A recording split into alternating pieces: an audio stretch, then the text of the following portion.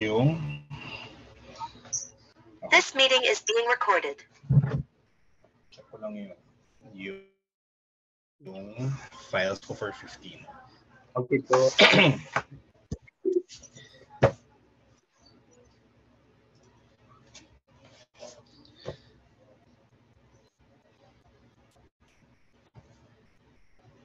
So,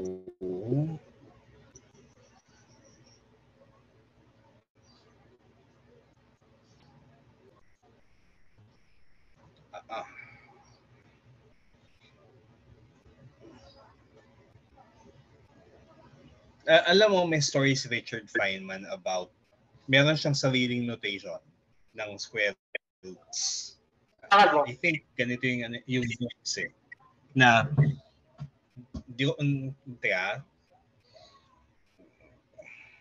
actually kaya ako kasi may sarili siyang notation. So yung logs para siyang square root sign na baliktad tapos yung ilolog mo yung nasa loob. Parang I think that is good din po kasi parang it shows how log is sort of the twin of square roots pero parang opposite yung kinukuha po. Mm-hmm. Pero ang problema lang pag nag-uusap kaya alam mo bakit niya give up yung notation na yon? Labo. Kasi nung nag-uusap sila nung mga classmates niya, hindi sila nagkakaintindihan.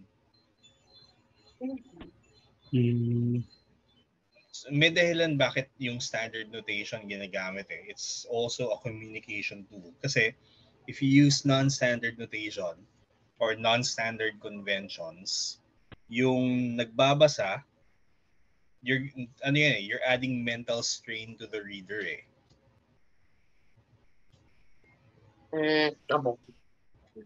So, I think yung na lang ay gumamit ka, just call it by an ordinary letter. F. Or F1, F2, F3. Yung yung subscript notation. Kasi yung do not make things difficult for your reader. Kasi, for example, pag hindi letter symbol yan, tapos gustong sabihin ng reader yung banggitin ng reader yung function na ganito, kaya sabihin, yung function na ini-integrate sa letter C.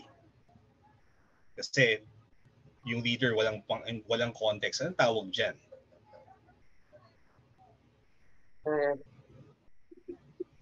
Yeah. So, pag nag-uusap kayo, impeded yung communication. Versus kapag tinawag mong F1, F2, F3. Yung F3, ganito. It's easier to talk. Verbal. Okay? Yun lang naman. So, okay. So, ito, so okay na to. At least yung algebra. Although it would be better na isulat mo muna yung antiderivative before you plug in.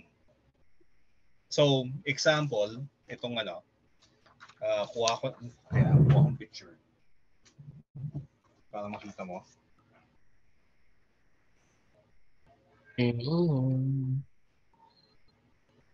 Kasi, yan eh. Kuha ko picture to. It's good, I think it's good practice na makita rin ng reader yung anong specific antiderivative na ginamit before the substitution is done. So, ito yung So, send ko sa messenger. So, example, ito.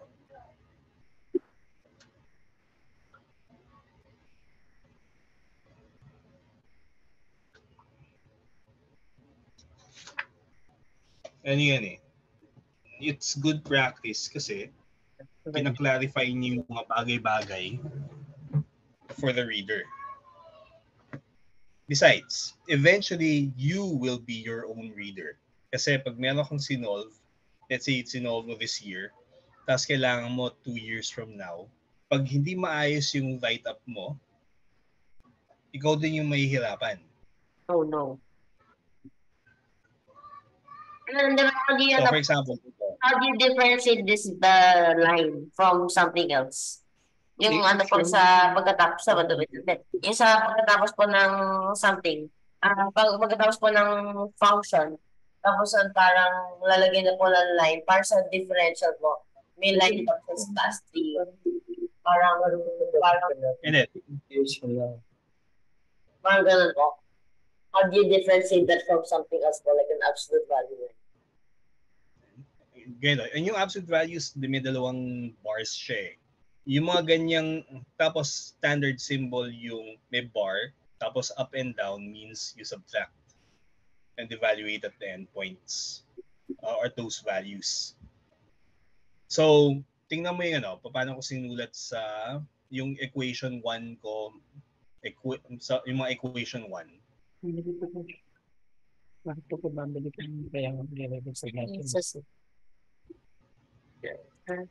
Tingnan mo yung tingnan mo yung standard notation yan. So, it's something na you will encounter in math books. Tapos tingnan mo rin yung example ng book. Kaya check ko yung check natin yung book. If you look at chapter 15, yung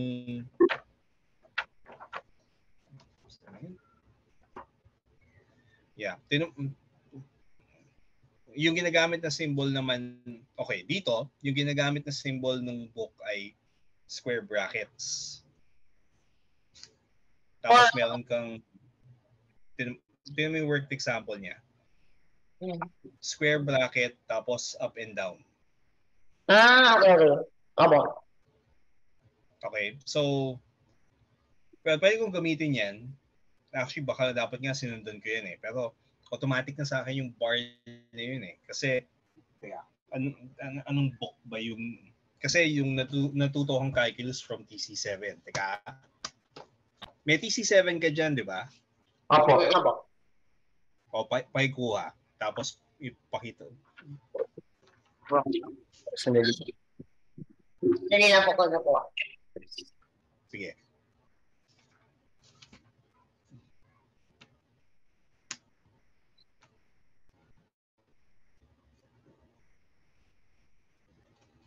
So, tingnan natin yung notation niya. Or baka nakuha ko yung notation niya from my teachers sa UP.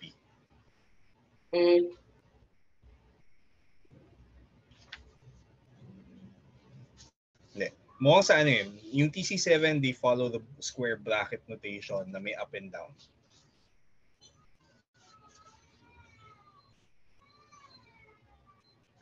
Sige. Anyway, so yun lang yung sundan natin moving forward.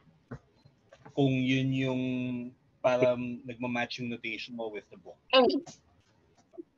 Okay, TC7, tingnan mo yung tingnan mo yung notation niya, yung pareho ng new syllabus edition math. Not sure kung bakit, baka dahil previous edition yung ginamit ko. Yung textbook ko kasi was TC WAG, book 6. So it's possible na yun yung... So yung number po sa TC is the edition mo? Tapos yung WAG, kasi dati yung analytic geometry kasama dun sa main part ng textbook. Ngayon, appendix na yung analytic geometry. So, hindi na siya kasama sa title. Opo. Naito ko na.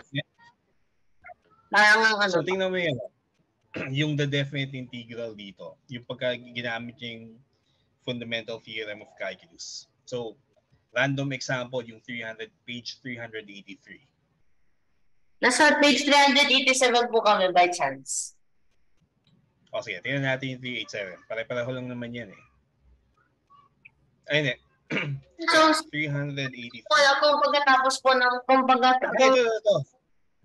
Ito, tingnan mo. Itong yung notation niya, tingnan mo yung page 383. Pagka meron pong coefficient, lalagyan na ng bracket sa likod. Eh kung wala po, parang hindi nalalagyan. Then, I think ano yan eh. Yung iba, so dito, pag may bracket, may line, dito ang ginagamit niya yung bracket symbol. So evaluate at the endpoints and subtract. Pansin mo, walang yung illustration 3 at saka illustration 4, walang closing bracket. Tapos sa iba meron. Yung illustration 5, di ba? Tingnan mo, walang pangsara na bracket dun sa left-hand side. So yeah, yun yung origin. So yan yung dahilan bakit ganun yung naging notation ko. Bakit yung sa page 387 meron sa may bracket? Hindi siya consistent. Tingko dahil hindi lang siya consistent sa notation niya. Hindi, tsaka kaya I think kaya may square bracket dito kasi may common factor ng 3 pi. 3 over 4 pi. Diba? So, para lang klaro na yung i-add sa yung isa subtract mo, mamumultiply sa buong 3 over 4 pi.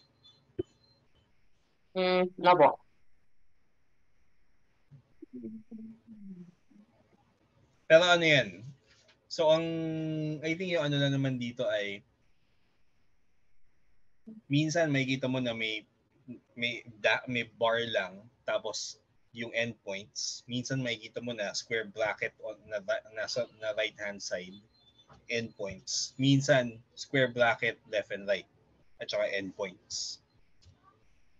So, those conventions naiintindihan naman ng mathematicians.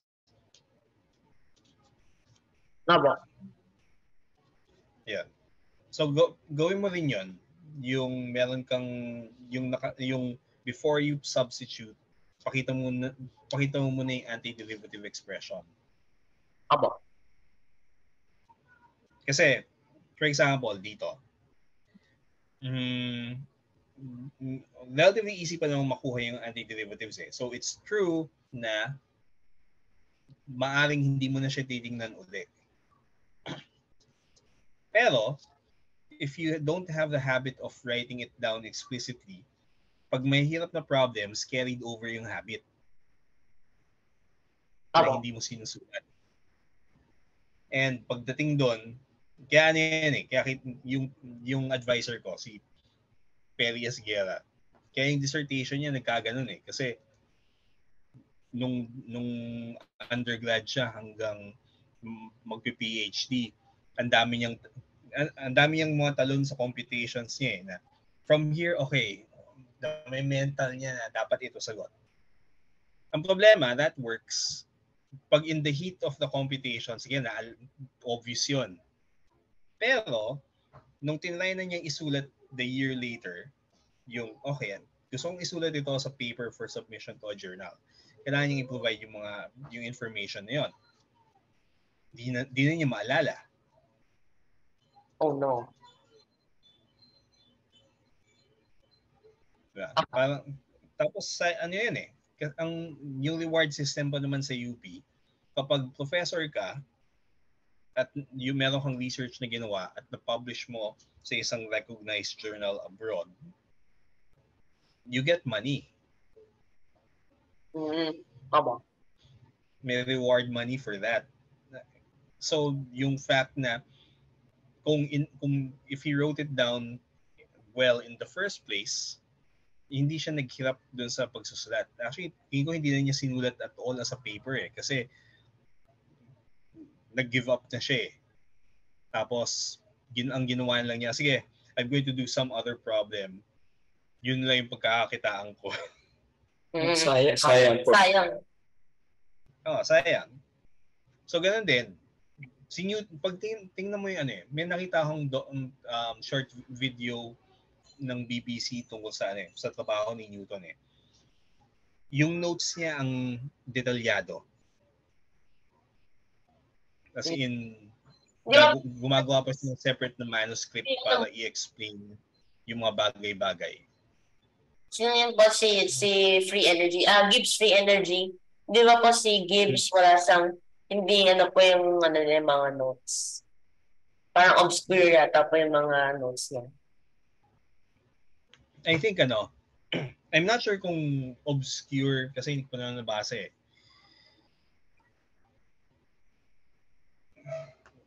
Or baka kaya siya obscure kasi at that time yung ideas ng thermodynamics at statistical mechanics hindi pa siya commonplace eh.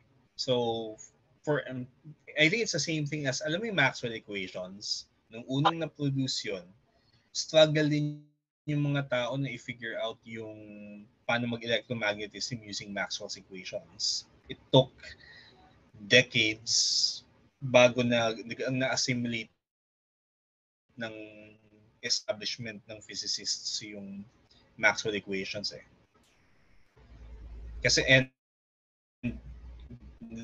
for example, yung idea ng yung expressions for yung the flow of energy sa electromagnetism, hindi naman si Maxwell nag-figure out nun eh.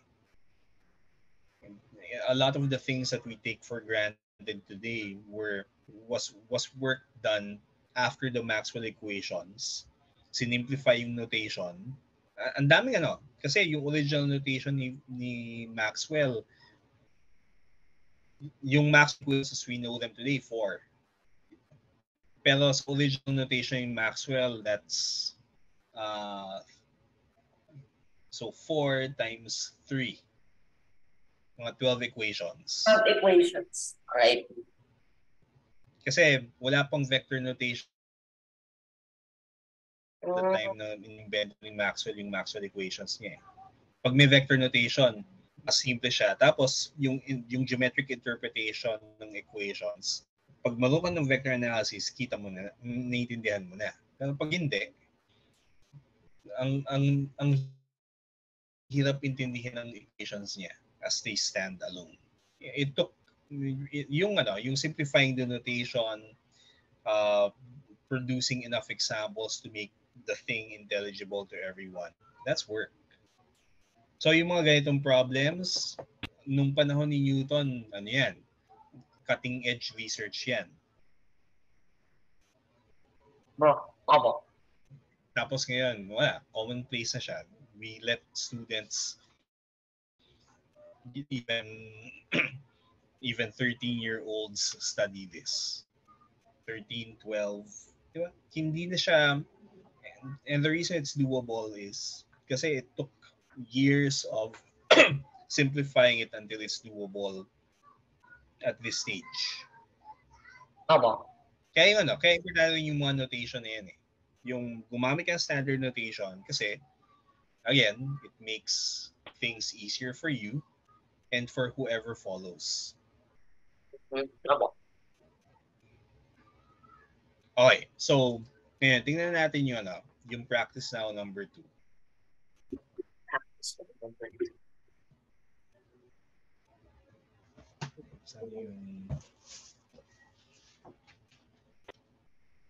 Hanggang saan ka umabot sa chapter 15? Yung nasulat ko po is hanggang number practice now, hanggang 15 before. Yung nasulat ko na po sa notebook. Pero yung nasulat ko dito sa Jamboard up to is 3. up to 3, up to 3, yes, up to 3 exactly, up to 3F. Sa Okay. Sige. Yung yung pag kinumpare mo yung sinulat mo sa Jamboard versus yung nakasulat sa notebook mo, is it the same or mas magulo pa yung nasa notebook mo? Mas magulo po yung sa notebook. Magulo po sa notebook, tsaka very, minsan kung mas mahaba, sobrang... Sa notebook, minsan, most often, mas mahaba dito sa Jamboard kasi I realize, pala, I can assimilate this further. Kasi yan yung yan. Paano ito ko bilang? Dito example. Ayan, ito po. The integral of tan squared x.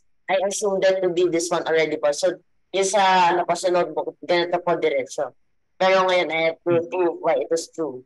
And here, nandito po yung the square root of ax plus b. So, it will ease in my life. Ginawa ko po assume that. So, now I have to write it. Actually, yung pansin mo rin, no? Yung advantage ng division, it's not enough to just solve it. Useful yung ganitong process kasi minsan nakikita mo rin na may simplifications eh. Diba? Opo. Okay. Anyway, tingnan ko lang mabilis yung mga sagot mo. 78, 37.8. Na-check mo na ba to sa answer key sa likod? Chinek ko po na sinusulat niya po. Okay, so kung na-check na, sige, let's skip this kasi antiderivative and subtract naman to eh. So, ano yung pinakahuling nagawa mo? Dito? Na ito po ang 3EF. Okay, let's look at so 15A3.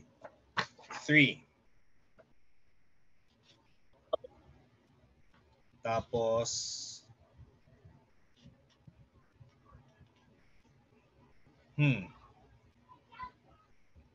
evaluate the following 2x minus 3 square. Bakit? Kaya 4 minus 3. Bakit Bakit to the 3? Ba't naging 3 ha? Sorry.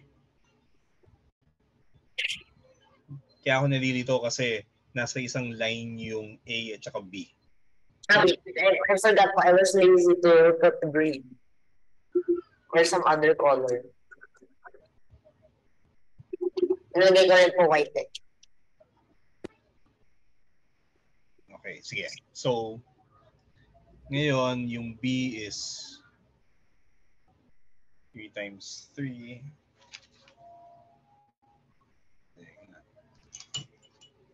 So, 14 over 3 or... And then, C is 37 1/3. Yung D is 8. 4/9. Sige. Yung next, patingin.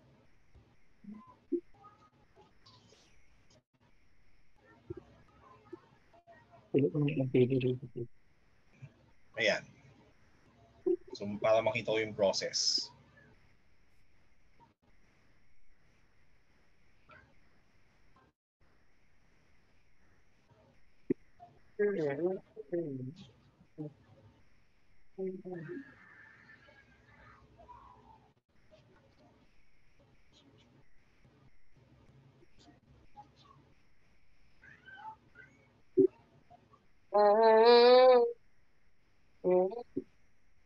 Okay. Laziness.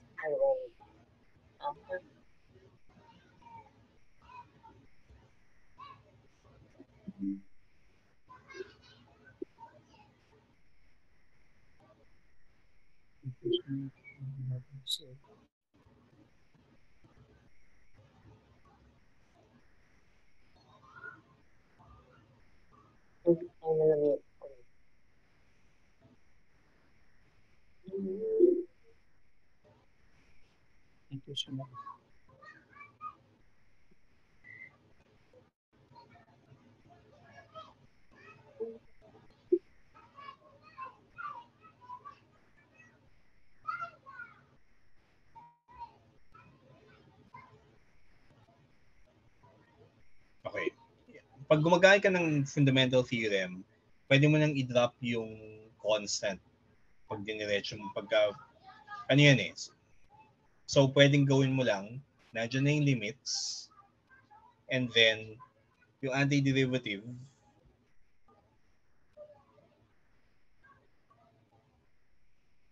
tapos yung evaluated at these endpoints. Okay, tapos check mo yung antiderivative mo. Ano derivative ng negative sin x? Wait, algebra. Nanalito ko po kasi because of the differential.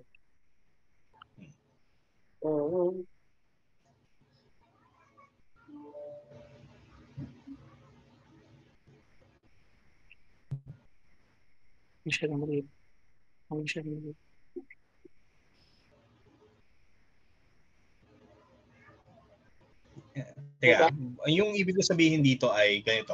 Teka, share ko yung screen ko. Na para hindi ganun karami sinusulat. Ito. Let me share my screen.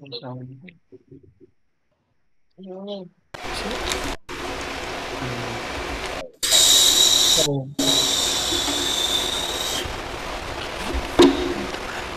tingnan mo yan. So dito, yung 0 2x plus yung 2.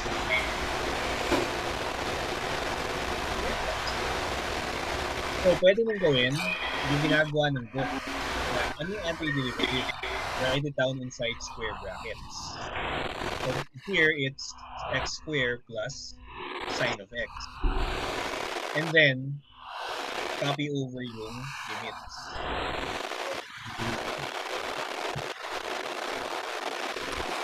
Kaya kita ba? Yes, sir.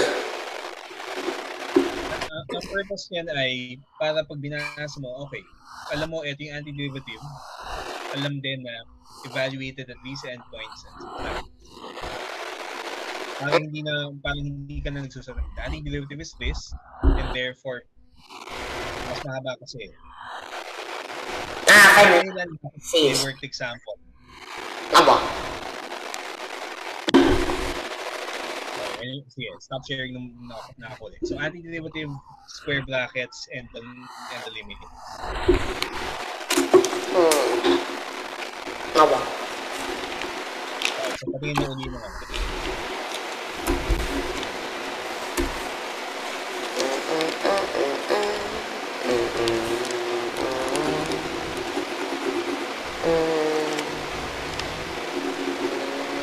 Wala ba sa inyo? Hindi po, sir. It's the original sound po. That's why it sounds like Ay, ano po, may yung fan po. nawala po yung noise cancellation.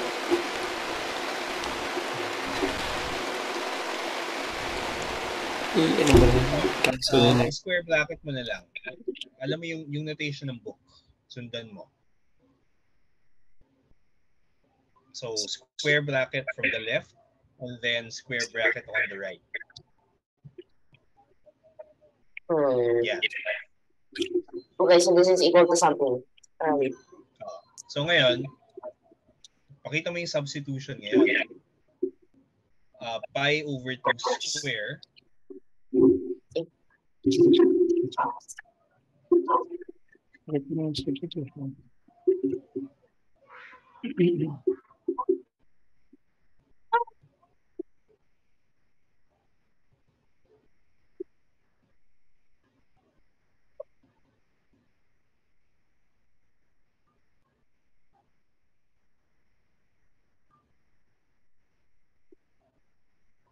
And then mark off ano yung mga 0.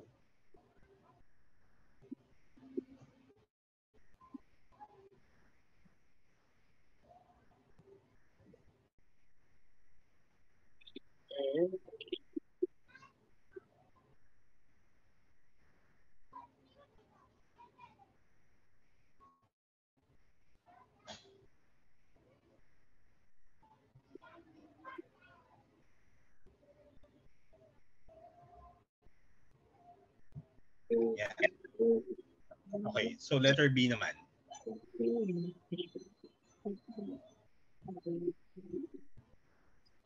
So, okay na yung okay na yung yan, no? So, letter B. Tapos, include mo na yung limits. Antiderivative lang po to. Hindi, sulit mo pang paano tinurin, sir. Basahin. Yung limits so of integration, ilagay mo na. You don't have to, so then don't have to write the antiderivative again. Oo. Kaya yung yung sa letter A, yung first line mo hindi na kailangan kasi nandyan na.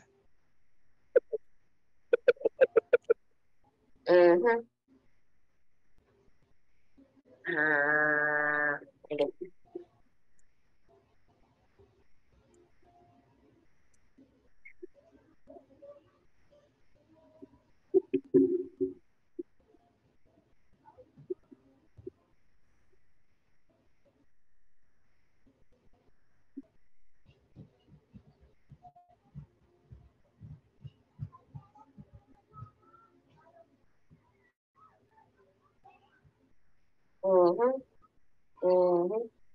Yes, okay.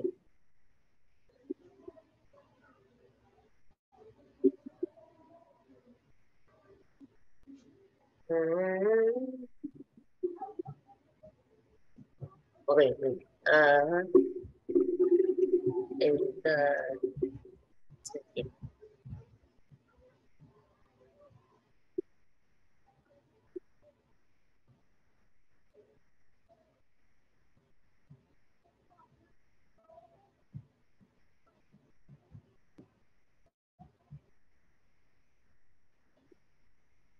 Okay.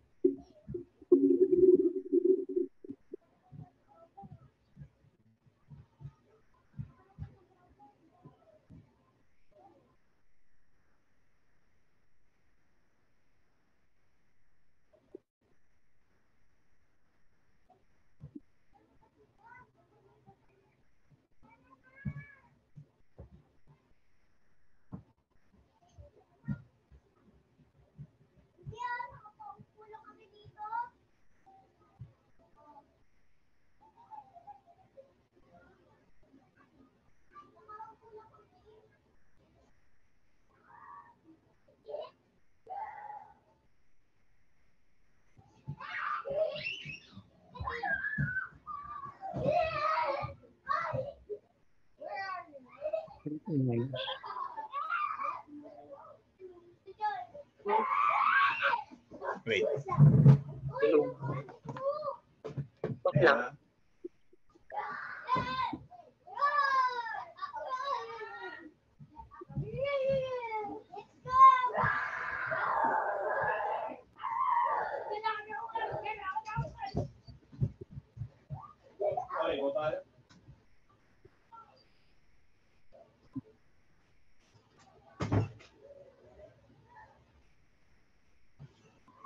Look, where am I?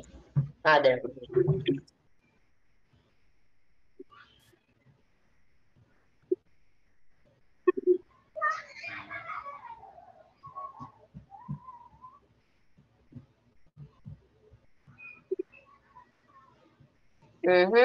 Yes. Wait, there's a Is it Babalit?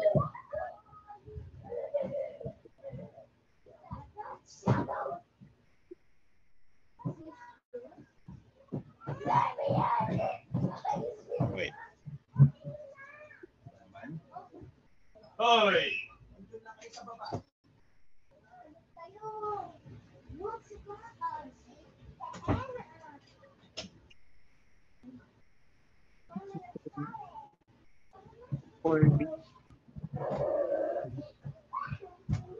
It's just back.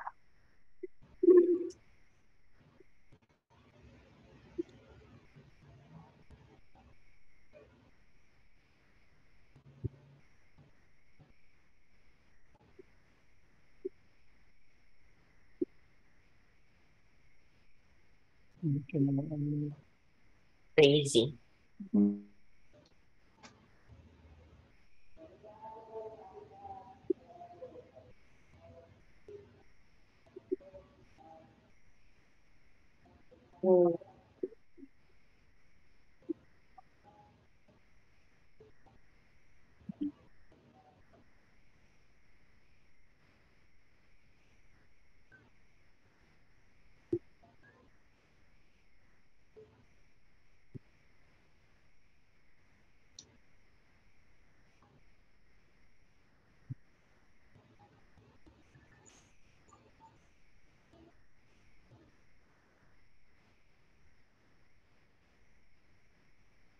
Wait, I just wrote it. I just wrote it again.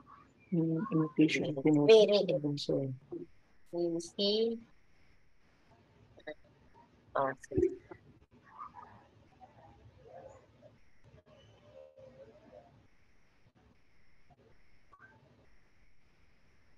Teka, paki-check. Pag differentiate mo ba yung negative 4 sin x, you get 2 cosine x over 2. The x over 2. What? X over 2. 4, yes. Ayan, tama na.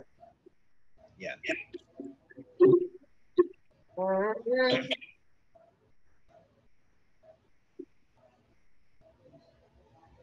Tapos, teka, check yung signs. Pag differentiate mo ba yung negative 4 sin x over 2, do you get 2 cosine x over 2?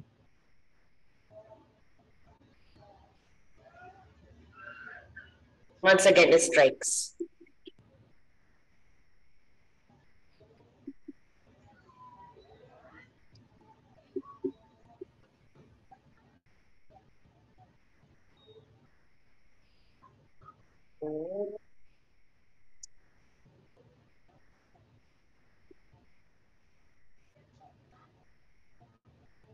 Yan.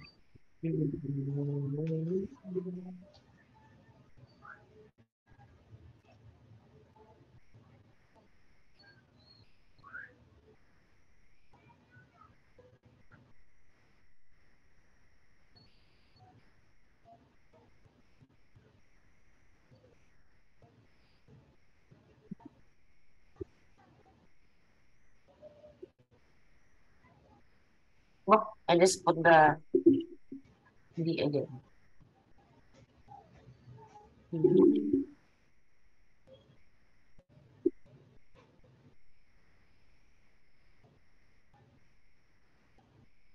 I mean, like, where's the proposal?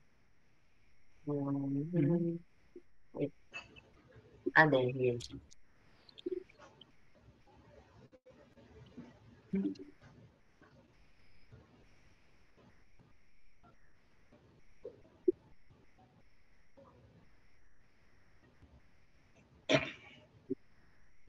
Actually, yung ginagawa ko dyan, every time kailangan ko, isusod ko yung tangent square as secant squared x minus 1.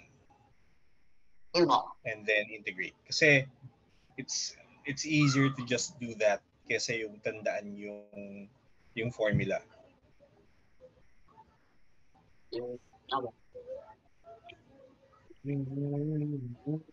Look, nice. So there, I got the exact.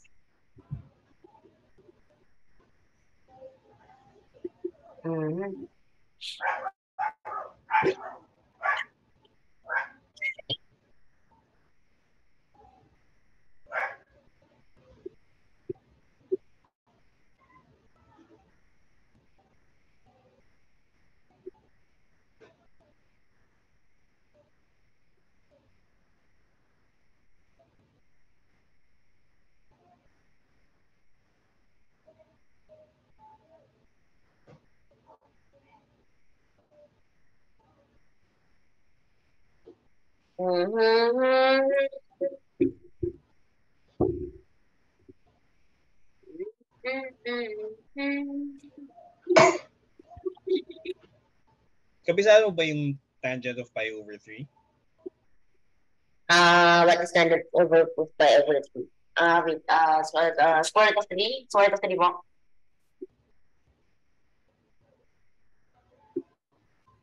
Yes, I do. Wait. Square root of 3, what is that? Then 1,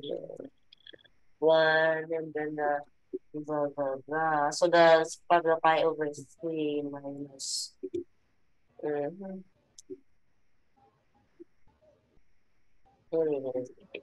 minus 7, 5, 4,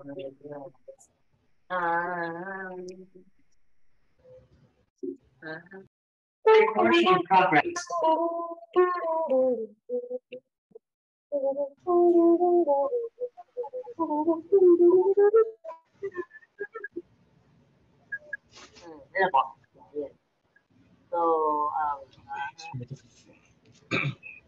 3 minus 1 minus pi over 12.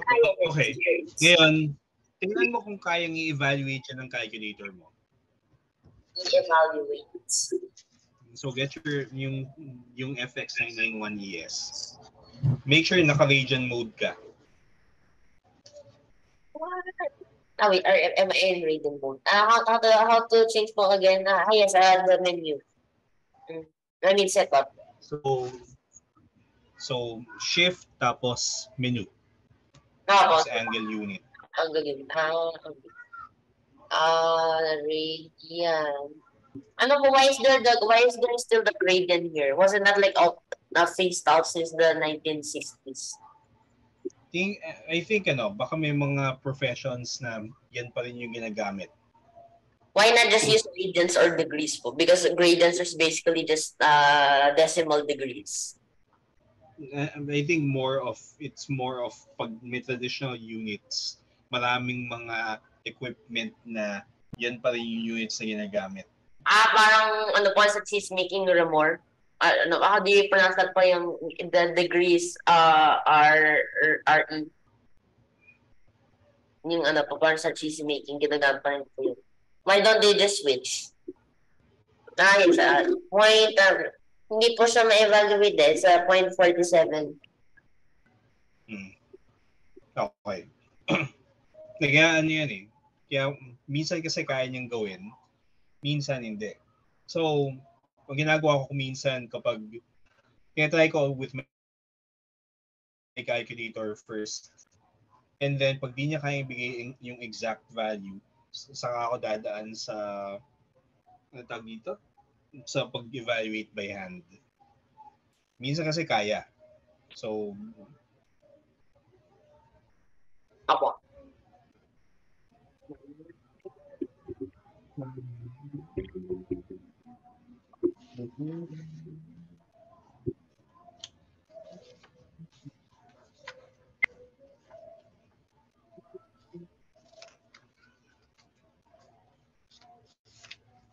Second, suspicious. So it was rather easy compared to the others. wait, tangent of what? Tangent of what? Only tangent of x. Tan x. Tan x. Yes, tan x.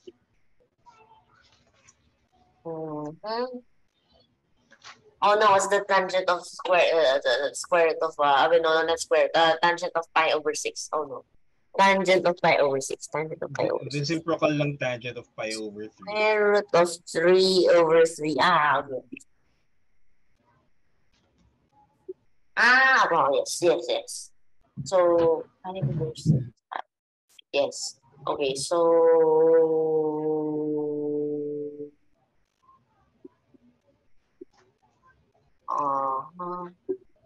square root of 3 minus square root of 3 over 3 to square root of 3 over 3. Nice, okay. Fit that somehow. 1/3. Surprisingly easier than the rest. Second, 1/3. Thanks.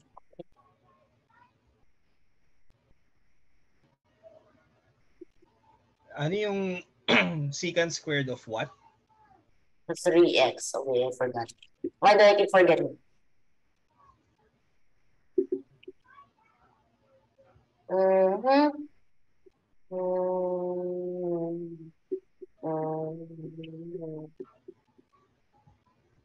Although the tangent just keep getting smaller. What with? Tangent over 12. 3x, diba? What's 3x? Pi over 4. Pi over 12. Okay, so now it is what? It is 1/3, I guess. And then 1/3 times 0. So tan 0 is 0. Where is it? Right there.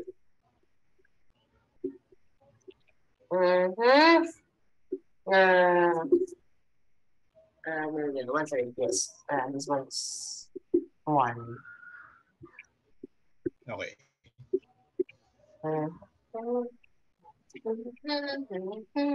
Sige. Yung next naman, yung A5. Yay! Logarithmic. Finally. Escape from the trigonometry.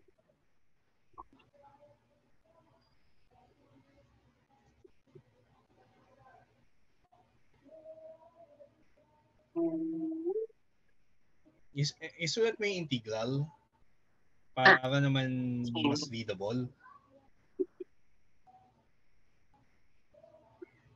Hindi, okay lang na isulat mo. Hindi mo kailangan na i-copy-paste mo yan eh. It actually ends up using more time for than just writing. Okay, makes sense. Insane. How would I not realize? What from 1 to 0?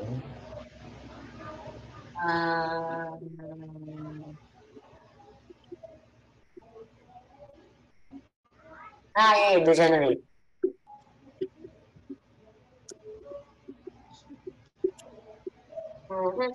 So square root 3. So 3 cube roots e minus 2. Pwede. Pwede pong factored. The 3 times cube root of 3 where the middle stuff. Wait, B. Yes, I forgot B.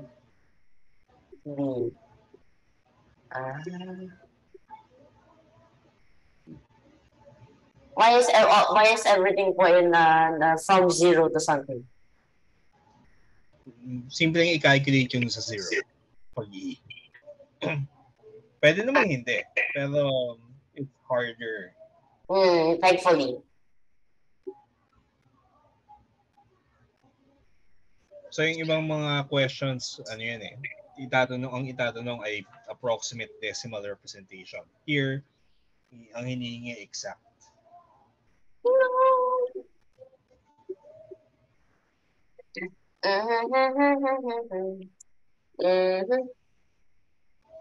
To the 6 something. E to the e squared. E squared of yes, e squared over 6 minus 1 6. Nice. Okay. It's 3 s 1 6. Squared minus 1 6. Okay. Okay. Yung C. Rambo. So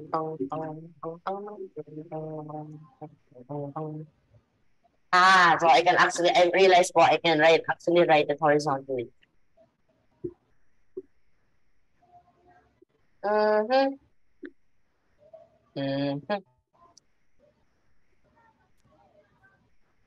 Surprisingly easy problems compared to the previous. Hindi, kasi may iba na hindi na nako-confuse sa negative x. Okay, so this is 1 over e. And then something. 9 plus minus. Minus na lang.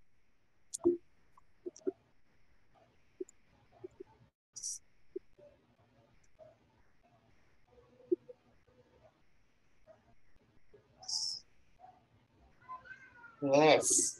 Okay. Because there is the Euler's constant. So it doesn't mean basically de facto wise it's illegal to use E as a variable. Yeah. Or pwede naman. Kaya lang non-standard 'yun. Tapos again, think of your reader. Abo.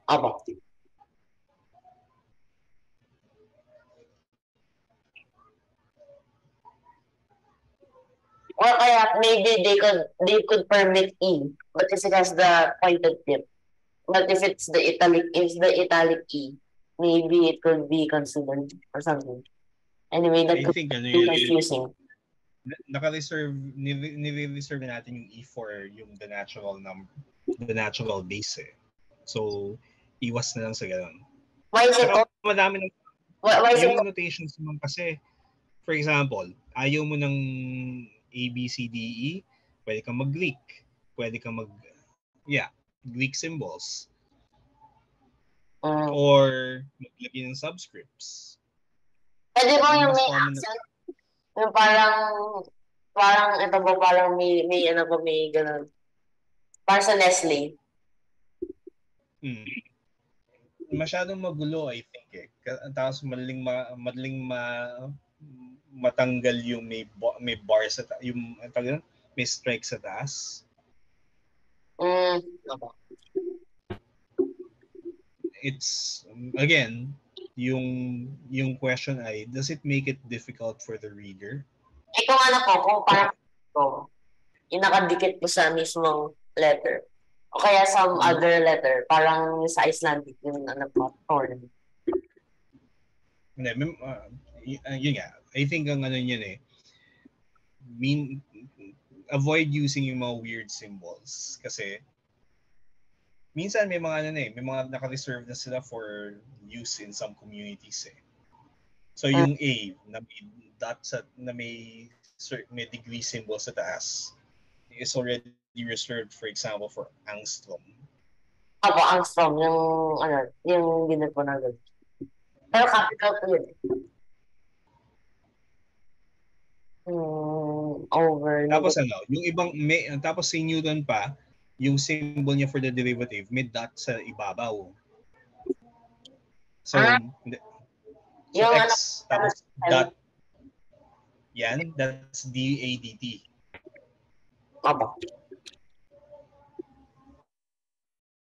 Oh no. And it's being used. So, pag nag-physics ka, may encounter mo yan at sa mga higher physics courses. Why do physicists and engineers, why do they use the dot notation? Why areas? Yung beginners.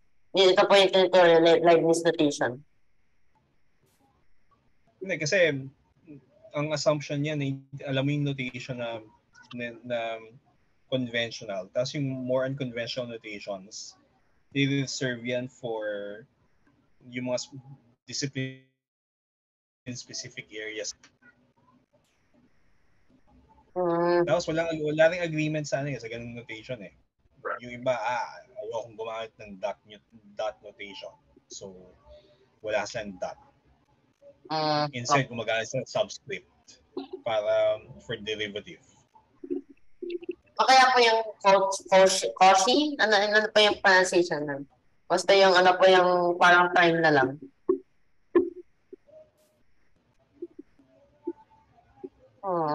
Kita kaya yung blocks?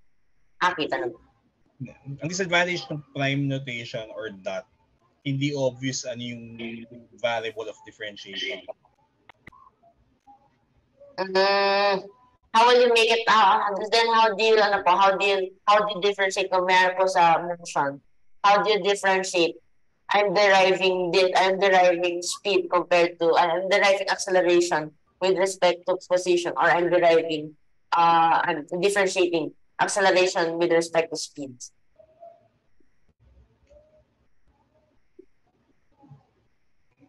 Hindi ko alam kung kayang gawin yun eh. Pero kung may ibang variables or kung multivariable function and may derivatives ka, may special symbol din eh. Ang tawag dun yung partial derivative signs. Ay, yung parang ganito mo? Oo.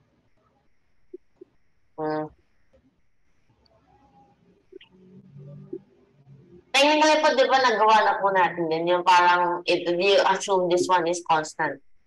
And then... Yeah, you're getting a partial derivative pag ganun. Oblivious. 2, yes. 2 minus 2. Wait, I wonder. How find the next. Okay.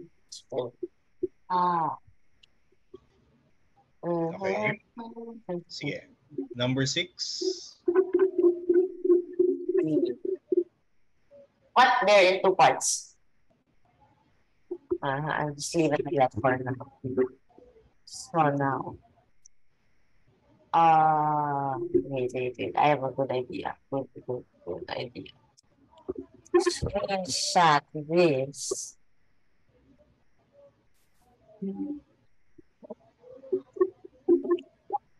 Yes.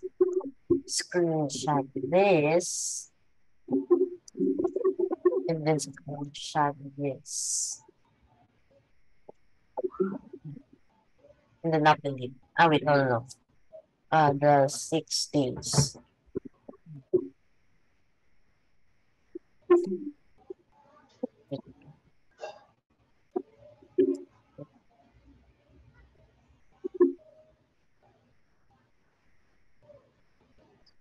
Okay. Very Ito ugly. nga si Mermin. 1/e to the, yes, e to the negative x. Yes, okay. Then continue.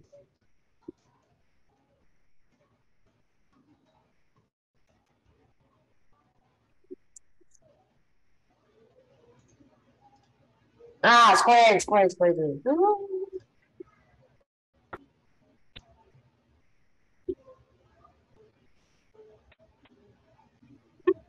Wait. Oh, so this little guy is equal to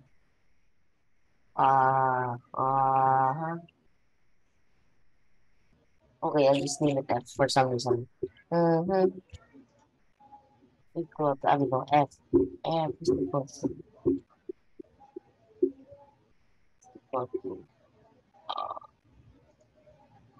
e to the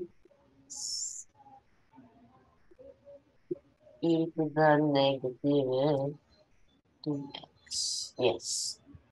2x. Therefore, 1, 0, E to the 2x. is something,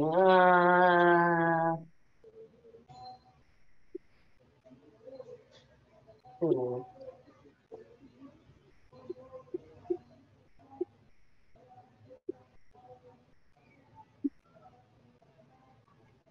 Oh,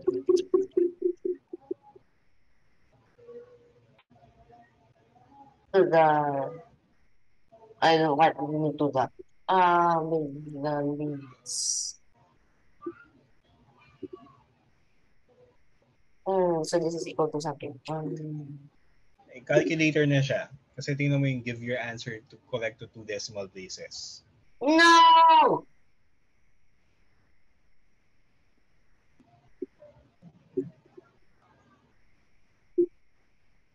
Correct po, correct. I have an issue with this sentence po. Correct to 2 decimal places means I will completely preserve the 2 decimal places. Or does it mean na I will round it to the two decimal places? Round off to 2 decimal places. So, ang mangyayari, point, tapos may dalawang digits ka pa.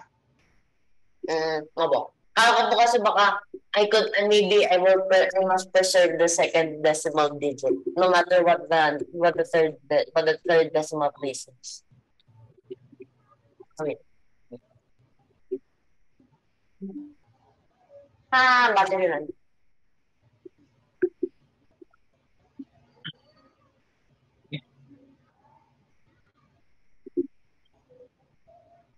Nice.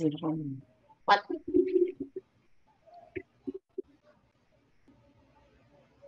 There. Increase brightness. There. Okay. What is this? Okay, let's start explanatory.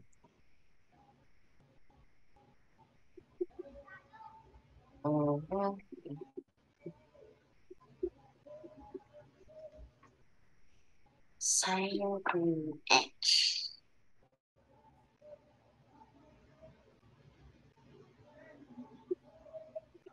X over 2. Calculator mo.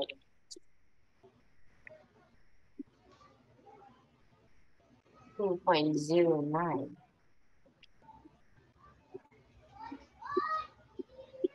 Where's your noise? In there.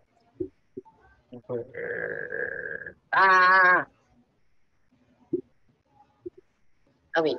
Redo. There. This is what? This is 4e to the 2x minus 1. Yes, okay, good.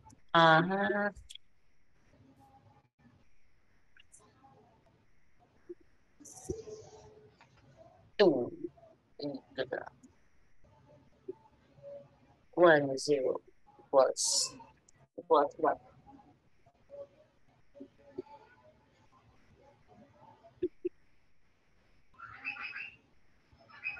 4.7 pp. Okay. I wonder if there's an extra page. Yes, extra page. Fine.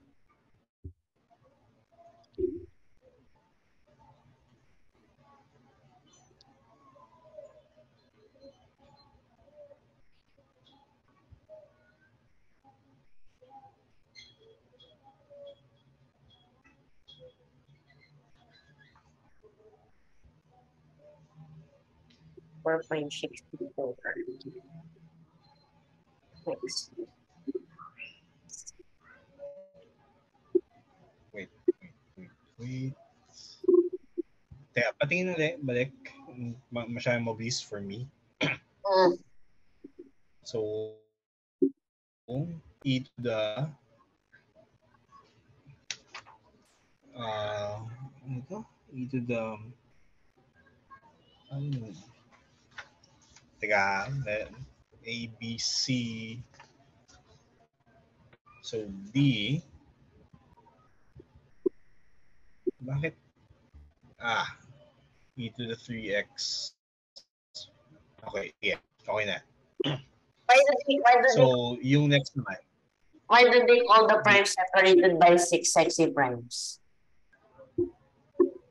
Sorry, why do they call what? They call the primes separated by 6 po. Parang, di ba po may twin primes? Why do they call the prime separated by 6 sexy primes? Oh boy. Is it just a play on 6 or something? Hindi ko na alam. Malaw may history yan na Western European. Tama.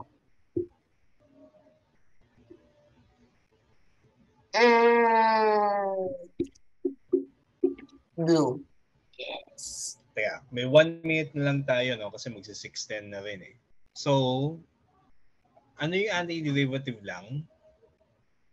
Antiderivative. Okay, antiderivative. Sige, yung simplification muna kasi para makita ko rin. So, simplify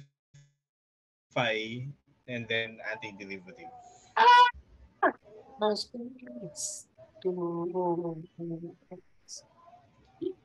Anti equals.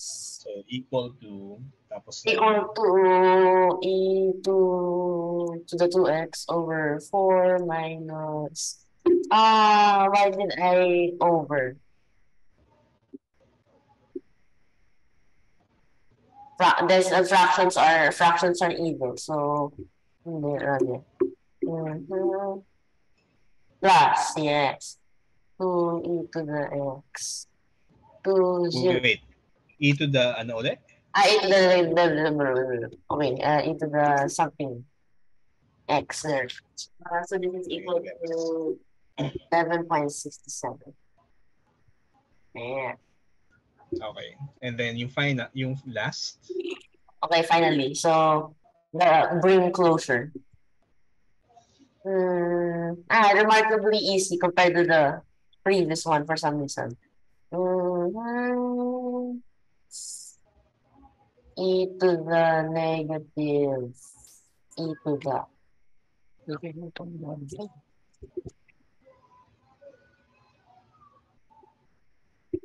What is this? 51.88. Okay. Okay. Yeah. So, yung ano lang naman, na for the rest of the exercises in A, importante lang kita anong antiderivative, anong limits, and then yung calculation to simplify. Here, dahil calculator problem siya, pa-importante, kaya mong i-calculate yan using your calculator. Plug-in lang naman siya sa ano eh. Di ba may kaya namang yung simple expressions, kaya namang gawin ng calculator natin. Oo nga pala, napalitan ko na yung battery. Order pa lang po. Sige. Ano lang naman yan eh. Yung likod, may isang screw dyan na kailangan tanggalin. And then, mabilis na operation. Okay, so we'll stop here. Before I go, may papadala ko sa yung article from Physics Today. ano yan eh, yung bakit it talks about writing. So, ito yung hinahandout ko sa mga sa mga bagong members ng theory pag mag-aaral sila ng mathematical methods. Kasi meron kaming mathematical methods training eh. And it talks about writing math and physics. Okay, so we'll stop here. I'll see you again on Sunday. Bye-bye. Thank you po. Thank you po. Bye-bye po. Bye-bye po. Among Us. Okay. Ang